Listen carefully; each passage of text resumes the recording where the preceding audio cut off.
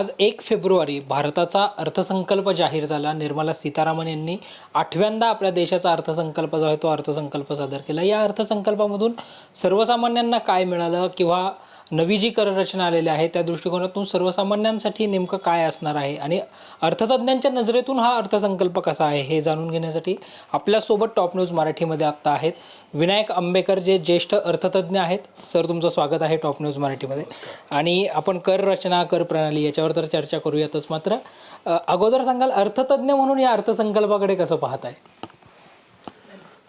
मुख्यतः आपण असं पाहिलं पाहिजे की हे मोदी 3.0चं पहिलं बजेट आहे आणि मोदींनी निवडणुकीपूर्वी जी काही मतदारांना कमिटमेंट दिलेल्या होत्या त्या कमिटमेंटच्या दृष्टीने कसा प्रवास होईल, तसं एका अर्थाने मोदींनी निवडून आल्यानंतर 24-25चं अंतिम बजेट सादर केलं होतं जुलैमध्ये.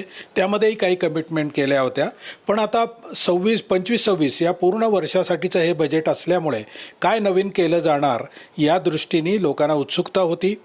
आणि बरेच दिवस देशात एक अशी चर्चा चालू होती की मोदींचा मतदार हा सर्व मध्यमवर्गीय मतदार जो आहे तो मोदींचा कमिटेड मतदार आहे, परंतु मोदी या मध्यमवर्गाकडे नीट लक्ष देत नाहीत. आपण एक शब्द बराचसा आर्थिक चर्चांमध्ये ऐकतो की डोमेस्टिक कन्झम्पशन म्हणजे घरेलू उपभोग, म्हणजे डोमेस्टिक कन्झम्पशनमध्ये देशातल्या लोकांनी आपल्या वस्तूंचं घेतलेला उपभोग, मग त्या वस्तूंमध्ये खाद्यपदार्थ असतील, त्यानंतर विशेष प्रकारच्या सेवा असतील, आपल्या जीवनासाठी लागणाऱ्या सर्व वस्तूंचा उपभोग जो ते घेतात त्याला डोमेस्टिक कन्झम्पशन असं म्हणतात. आणि त्याच्यामध्ये गाडी खरेदी, स्कूटर खरेदी या सर्व गोष्टीसुद्धा येतात, करमणुकीच्या बाबतीतल्या सेवा येतात, सर्व गोष्टी येतात. आणि या सर्व गोष्टींच्या कन्झम्पशनमध्ये म्हणजे या उपभोगामध्ये काही स्थिरता आली आहे का, काही कमी आलेली आहे का, असा एक प्रश्न विचारला जात होता. आणि त्याचा परिणाम कशामध्ये होतो तर घरगुती उपभोग जर कमी झाला तर स्वाभाविकपणे देशाची जी अर्थव्यवस्था असते त्या अर्थव्यवस्थेच्या वाढीचा वेग मंदावतो. आता याला एक बॅकग्राऊंड आहे. आपल्याला माहिती आहे की जे केंद्रीय सरकार आहे त्या सरकारमध्ये एक मॉस्पी म्हणून मंत्रालय असतं, म्हणजे ministry of statistic and programme implementation.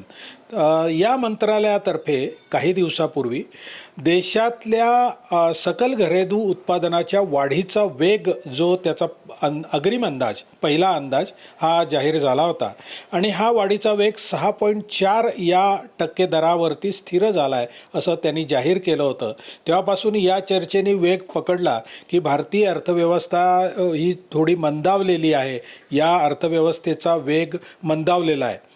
आणि मग त्याला दुसरी बाजू हे लोक असं सांगत होते की मोदी तर भारतात त्या सर्व नागरिकांना स्वप्न दाखवत आहेत की 2047पर्यंत आपला देश हा विकसित भारत होईल, जगातली तिसरी महत्त्वाची अर्थव्यवस्था होईल आणि तिसरी महत्त्वाची अर्थव्यवस्था तर 2027पर्यंत होईल असा अंदाज मोदी तर स्वतः सांगतातच आहेत, परंतु बाहेर जे जगभरातल्या सगळ्या आर्थिक एजन्सीज आहेत किंवा संघटना आहेत त्यासुद्धा सांगतायत.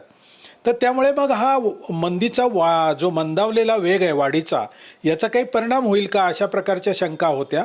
आणि त्याचा संबंध हा घरेलू उपभोगाशी लावला जात होता आणि याचा संबंध असा पुढे त्याचा अर्थ काढला जात होता की मध्यमवर्गीयांच्या हातात देशातल्या किंवा गरिबांच्या हातात देशातल्या पैसाच उरत नाही आहे, त्यांना पैसा पुरत नाही आहे त्यांच्या जीवनासाठी, मग ते उपभोगाचा वरती जास्त खर्च कसा करू शकणार, त्यांच्या जीवनाचा दर्जा कसा उंचावणार, अशा प्रकारचे प्रश्न सुरू केलेले होते. त्याला उत्तर देणारं हे बजेट आहे. आणि ज्या भारतीय अर्थव्यवस्थेच्या ज्या गरजा आहेत त्या गरजांमध्ये काय आहे तर एक फिस्कल प्रुडन्स नावाचा एक प्रकार असतो, म्हणजे वित्तीय शहाणपण, म्हणजे काही शिस्त लावून घेतलेली असते.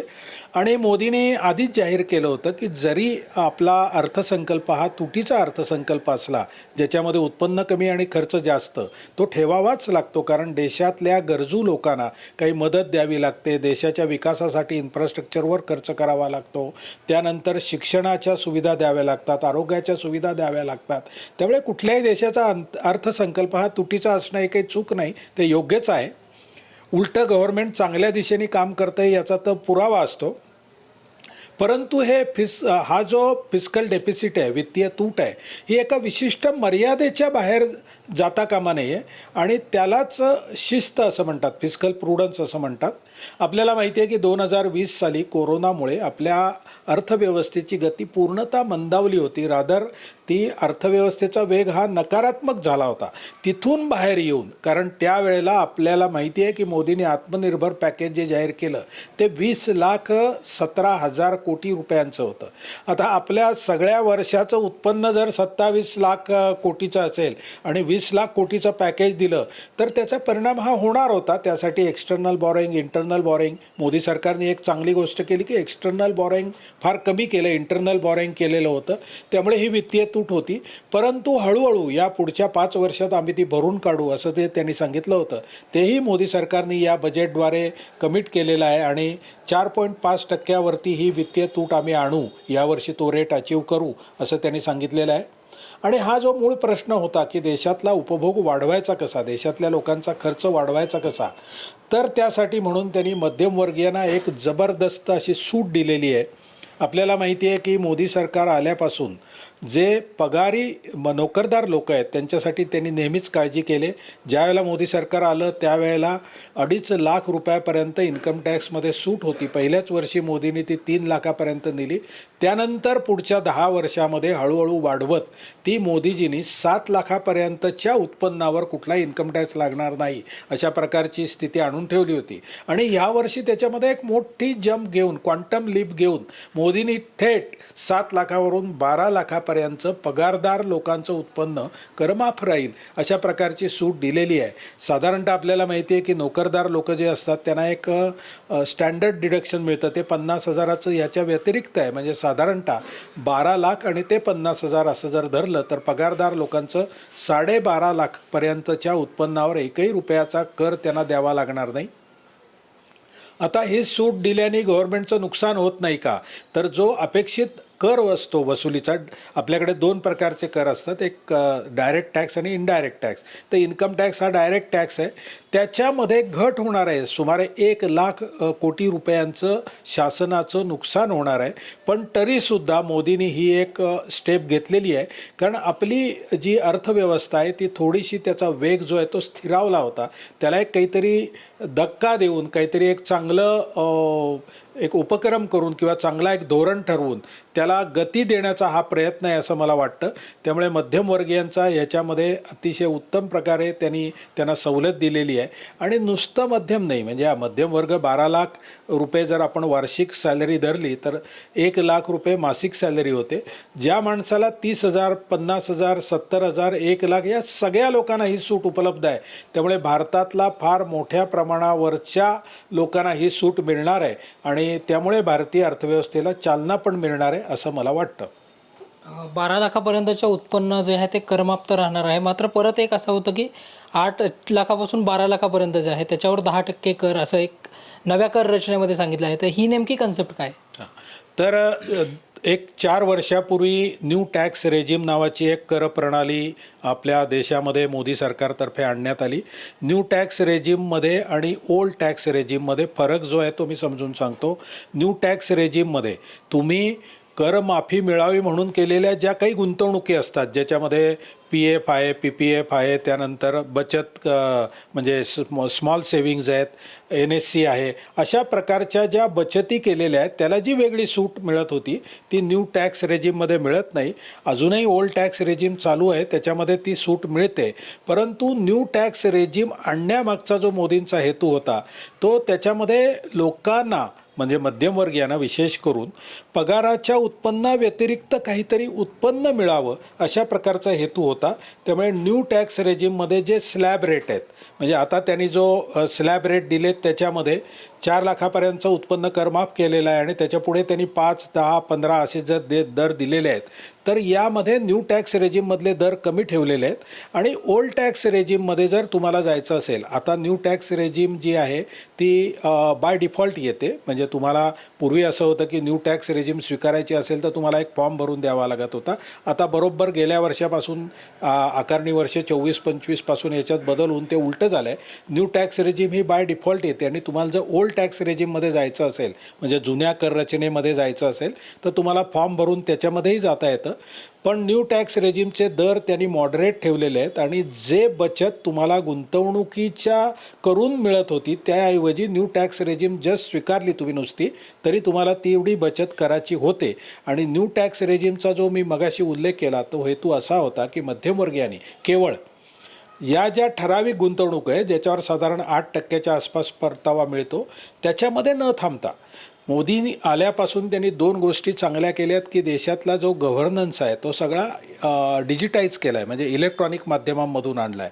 आणि ह्याच्यात आपल्याला माहिती असेल तर देशातले जे भांडवल बाजार आहे ज्याला आपण स्टॉक एक्सचेंज म्हणतो, मग त्याच्यामध्ये लोक शेअर्समध्ये डायरेक्ट गुंतवणूक करतात किंवा म्युच्युअल फंडामध्ये करतात. म्युच्युअल फंडामध्ये सुद्धा एक रकमी करतात किंवा SIP सिस्टमॅटिक इन्व्हेस्टमेंट प्लॅनद्वारे करतात. अशा सर्व प्रकारच्या गुंतवणुकीचा मिळून जो भांडवल बाजार आहे त्याच्यामध्ये मध्यम वर्गांना एक पॅसिव्ह इन्कम, म्हणजे तुम्ही काही न करता तुम्ही फक्त गुंतवणूक केली की तुमच्या पैशावरती वाढीव दराने तुम्हाला परतावा मिळतो. साधारणतः आजपर्यंतचा दर जो आहे या परताव्याचा तो 15% आहे. म्हणजे तुम्ही ट्रॅडिशनल गुंतवणूक केलीत तर तुम्हाला 8% परतावा मिळत असेल, तुम्ही जर बँकेत FD ठेवलीत तर 60% परतावा मिळत असेल, तर तुम्ही जर या भांडवल बाजाराचे पार्ट झालात तर तुम्हाला 15%पर्यंतचा परतावा मिळू शकतो. आणि हे पॅसिव्ह इन्कम आहे, तुम्ही काही त्यासाठी वेगळं करायचं नाही आहे. त्यामुळे ही न्यू टॅक्स रेजिम आणून त्यांनी करदात्याच्या हातातला पैसा वाचावा अशा प्रकारची एक कल्पना मांडली आणि तो वाचलेला पैसा करदात्यांनी आपल्या भांडवल बाजारामध्ये गुंतवून आपल्या इन्कममध्ये एक पॅसिव्ह इन्कम ॲड करावं जेणेकरून त्यांच्या आयुष्यामध्ये त्यांचं स्टँडर्ड ऑफ लिव्हिंग वाढेल अशा प्रकारची त्यांची कल्पना होती. ती त्यांनी ह्या वर्षी मोठ्या जोमानं पुढे नेलेली आहे असं मला वाटतं. स्टँडर्ड डिडक्शन जो आहे तो साधारणतः 75,000 रुपयांपर्यंत राहील असं सांगण्यात येतं आहे. स्टँडर्ड डिडक्शन म्हणजे काय? स्टँडर्ड डिडक्शन म्हणजे आपल्याला माहिती आहे की आपण नोकरीच्या ठिकाणी जातो त्यासाठी आपल्याला कन्व्हेन्सचा खर्च करावा लागतो, बाकीचे काही खर्च असतात. तर या सगळ्या खर्चांचा पूर्वी जो ट्रॅव्हलिंग अलाउन्स वगैरे असा मिळत असे त्याच्यामध्ये त्याऐवजी एक स्टँडर्ड डिडक्शन तुम्हाला फिक्स दराने, म्हणजे एका अर्थाने असं आहे की कोणी फर्स्ट क्लासनी ट्रेननी जाईल, कोणी थर्ड क्लासनी किंवा नॉर्मल क्लासनी जाईल, तर या दोघांनाही त्यांची बिलं किंवा त्यांचा हिशोब देण्यापेक्षा त्यांना एक सरसकट सूट दिलेली जी आहे ती स्टँडर्ड डिडक्शन आहे. त्यामुळे ती कायम ठेवलेली आहे. कृषी आणि मूलभूत ज्या पायाभूत सुविधा आहेत, क्रीडा, कृषी आणि महिलांसंदर्भातल्या, त्या देखील मोठ्या प्रमाणावर घोषणा झाल्याचं आपल्याला या अर्थसंकल्पामध्ये पाहायला मिळतं आहे. कृषी क्षेत्रासाठी डाळींसाठी खास करून 6 वर्षांची योजना आणली किंवा आत्मनिर्भरता करण्याकडे देखील प्रयत्न झाल्याचं पाहायला मिळतं आहे. मोदींचा भर जो आहे तो विशेष करून कृषी क्षेत्रात संशोधन व्हावं आणि दुसरी महत्त्वाची गोष्ट आपल्याकडे उत्पादन चांगलं होतं परंतु त्याचं प्रोसेसिंग आणि त्याचं मार्केटपर्यंत वाहून नेणं आणि त्याला चांगला भाव मिळणं हे होत नाही. शेतकरी हा आपलं उत्पादन कसं करावं हे ठरवू शकतो पण आपल्या उत्पादनाला भाव काय मिळावा हे त्याच्या हातात नाही. त्याच्यासाठी वेगवेगळ्या एजन्सीज आहेत. याच्यावरती मात करण्यासाठी मोदींचा पहिल्यापासून भर आहे. दुसरी एक आपल्या कृषी क्षेत्राची दुर्दैव असं आहे की एखाद्या वर्षी एखाद्या विभागामध्ये कांद्याला चांगला भाव मिळाला की त्या विभागामध्ये दुसऱ्या वर्षी भरपूर शेतकरी कांदा लावतात आणि मग त्यांच्या कांद्याचं पीक भरपूर येऊन मागणी आणि पुरवठा या आर्थिक तत्वानुसार त्यांच्या मालाचा दर कोसळतो आणि मग ते शेतकरी निराश होतात.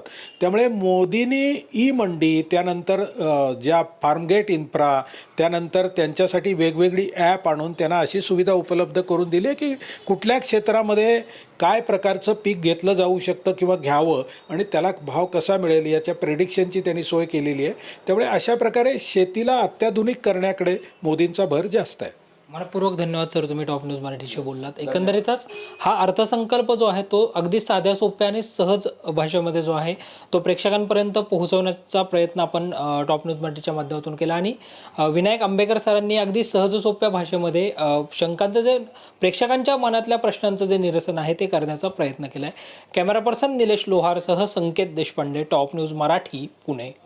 टूर्स अँड ट्रॅव्हल्स विश्वातील एक विश्वसनीय नाव मँगो हॉलिडेज घेऊन आले आहेत धम्माल फॉरेन टूर्स खास तुमच्यासाठी.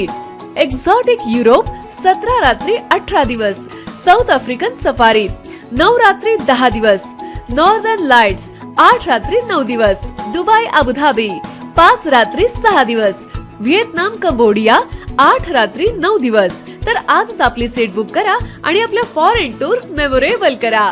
मँगो हॉलिडेज म्हणजेच अविस्मरणीय सहलीचा अनुभव. मँगो हॉलिडेज, 4था मजला, स्वोजिस कॅपिटल अतिथी रेस्टॉरंटच्या वर, लॉ कॉलेज रस्ता, पुणे 4. संपर्क पुणे 83 839 505 किंवा 80 80 81 74 54. मुंबई 83 839 503 किंवा 96 53 18 74 78. Come on guys, hurry up. यार सुन ना, एक ब्रेक ले लेते हैं. Guys, I'm telling you, तुम लोगों को सही से ट्रैकिंग नहीं आता. But that's okay, you can learn. रोज का ढक्कन देना. ये रेड वाला है, सही वाला देना. अबे ढक्कन, पहले तो सही पानी पीना.